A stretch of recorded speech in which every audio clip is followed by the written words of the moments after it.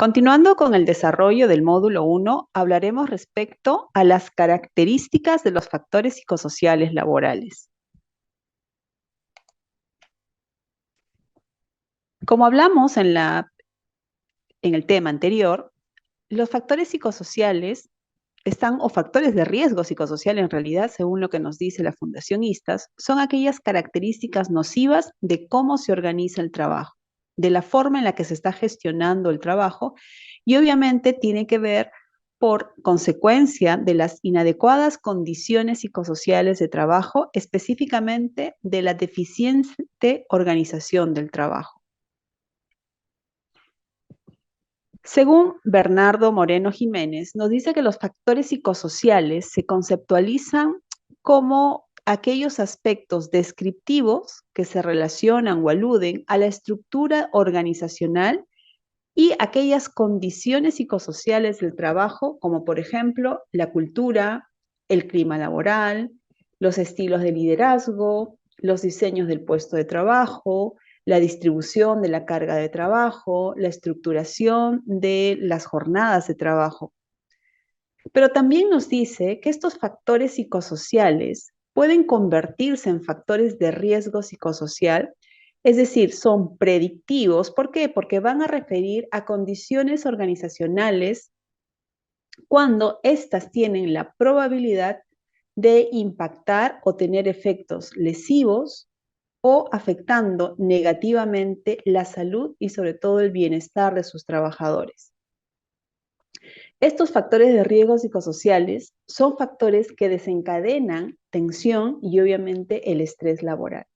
Por ello, es muy importante que determinemos y desarrollemos un proceso de identificación y evaluación de estos factores de riesgo psicosocial o también denominados riesgos psicosociales. En cuanto a las características de estos factores de riesgo o riesgos psicosociales, llamémoslo así, están, por ejemplo, que son difíciles de objetivar. Es decir, al tratarse de características relacionadas con aspectos psicosociales, de cultura, de clima, de cómo se gestiona o se interactúa dentro del lugar de trabajo, no son muy evidenciables de manera objetiva, de manera inmediata, ¿no? Por ejemplo, si es que yo tengo un trabajador que está pasando por una situación de estrés laboral, voy a evidenciar o conocer esos aspectos a través de repente del rendimiento del trabajador o las faltas del trabajador o los descansos médicos del trabajador o quizás en las evaluaciones de desempeño inadecuadas, etc. También estos factores psicosociales o riesgos psicosociales afectan a otros riesgos. Por ejemplo, ¿no? A los riesgos disergonómicos, etc. También lamentablemente en nuestro país tenemos una escasa cobertura legal. Si bien es cierto, está amparado, coberturado por la Ley de Seguridad y Salud en el Trabajo, en la cual exige al empleador a identificar y gestionar los riesgos laborales, en los cuales obviamente está incluido los riesgos psicosociales, no tenemos una normativa específica respecto que oriente y dirija al empleador a abordar estos aspectos, como de repente hay en otros países en los cuales incluso sancionan o indemnizan, por ejemplo, el estrés o el acoso laboral. De igual modo, también están moderados por otros factores, no tanto externos a la organización, que también van a influir.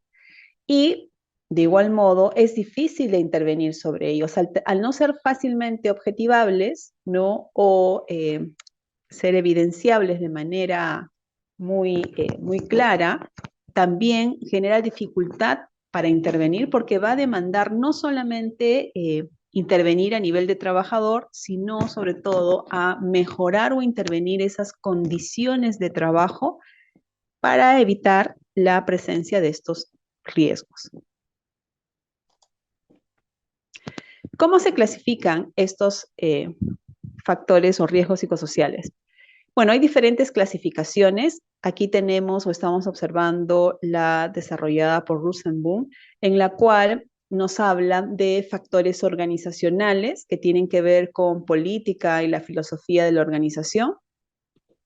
También las organiza a nivel de cultura y a nivel de relaciones industriales. Como ustedes pueden ver, son aspectos en los cuales ellos han organizado estos factores organizacionales que van a repercutir o van a tener relación también con estos factores laborales, ¿no? Como por ejemplo las condiciones de empleo, que tienen que ver por el tipo de contrato, la estabilidad laboral, cómo se remunera al trabajador, si es que existe línea de carrera o no, cómo se diseña el puesto de trabajo y también la calidad en el trabajo, cada una con características o componentes diferentes. Otra clasificación que podemos mostrar es, por ejemplo, desarrollada por Gilmonte, en el cual nos habla de características de la tarea, es decir, relacionada a la cantidad de trabajo que debe realizar el trabajador, al ritmo en el cual debe ejecutarlo, si es que tiene alguna injerencia o autonomía respecto, o de repente hay un aspecto de falta en la precisión, ¿no? Es decir, que el trabajador pueda tener algunas ciertas limitaciones que no le permita decidir sobre su puesto de trabajo. También están las características de la organización, específicamente al proceso de socialización, ¿no? Cómo es la interacción, el apoyo social que puede haber en el centro laboral, el desarrollo de carrera, los estilos de liderazgo que practica la organización. También están las características del empleo relacionadas específicamente a condiciones de empleo como salario, tipos de contrato, prestigio del puesto dentro de la organización y también la organización del tiempo de trabajo relacionada a cómo el empleador ha diseñado los turnos, los tipos de jornada, entre otros. Y finalmente queremos mostrarle las características o cómo el método Sensopas-COPSOP, basado obviamente en el COPSOP y en el COPSOP ISTAS 21, ¿no? Que agrupan estas 6 grandes dimensiones psicosociales, que cada una de ellas tiene subdimensiones que van a explicar, ¿no? O van a mostrar el comportamiento de la organización, ¿no? Cómo se gestiona la organización y cómo estos influyen de manera positiva o negativa en la salud de los trabajadores.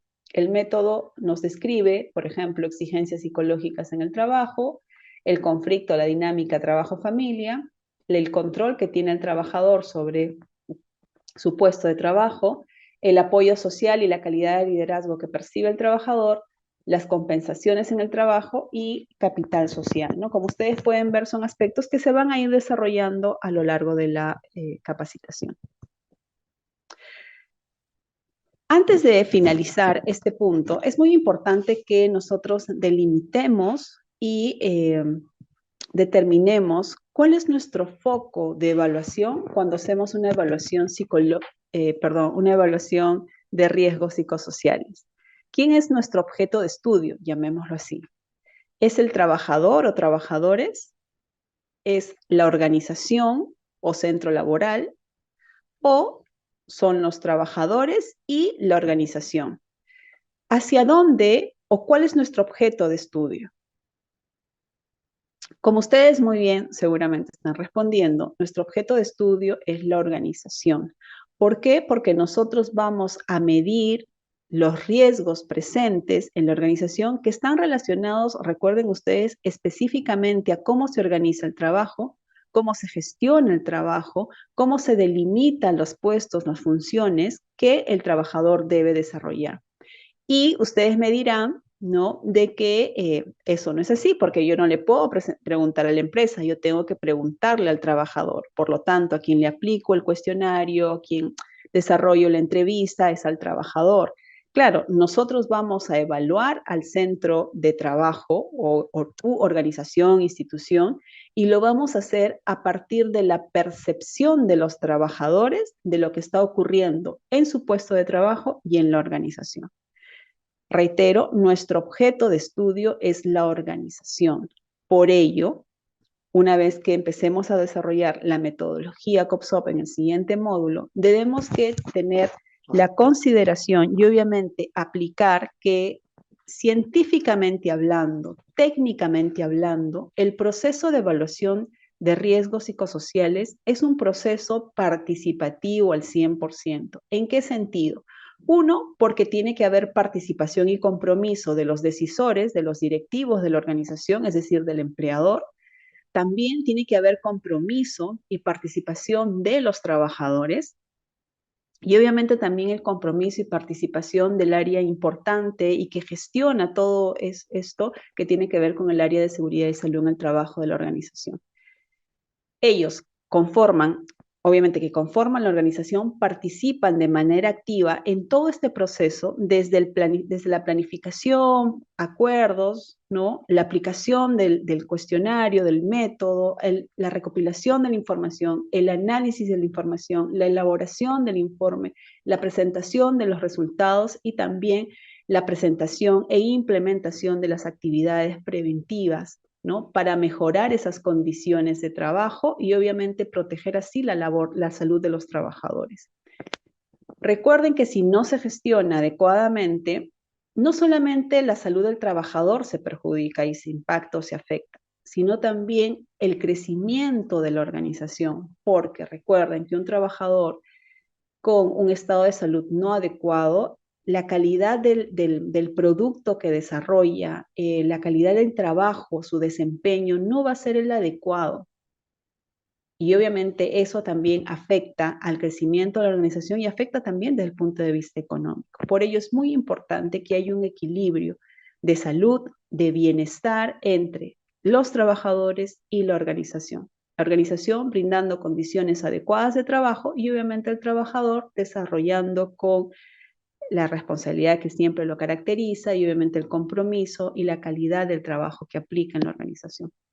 Por ello, es muy importante, reitero, que enfoquemos nuestros esfuerzos en evaluar la organización y para ello, si bien es cierto, el método contiene un cuestionario que se aplica, pero también el método exige que recopilemos información desde el punto de vista cualitativo. Es decir, que nosotros, cualitativamente hablando, es decir, observando lo que ocurre en los puestos de trabajo, identificando indicadores dentro de la organización, conociendo la salud de los trabajadores, conociendo los procesos de trabajo, conociendo cuál es el comportamiento de la organización, podemos recoger información cualitativa relacionada a estos aspectos, ¿no? De esta diapositiva, relacionadas a aspectos de las exigencias del trabajo, si es que existe o no doble presencia, la influencia, ¿de acuerdo? Que al momento de aplicar el método y cuantificar el nivel de riesgo, yo voy a hacer un análisis mucho más complejo, porque estoy recopilando información cuantitativa y contrastándola y reforzándola o validándola con información cualitativa que he recogido. Y una vez que yo consolido esta información, analizo la información, voy a poder tener un mejor diagnóstico de la organización y sobre todo voy a poder brindar recomendaciones acordes a las características de la organización, acordes a la cultura de la organización, a los recursos de la organización, a la idiosincrasia también de la organización y obviamente también de los trabajadores.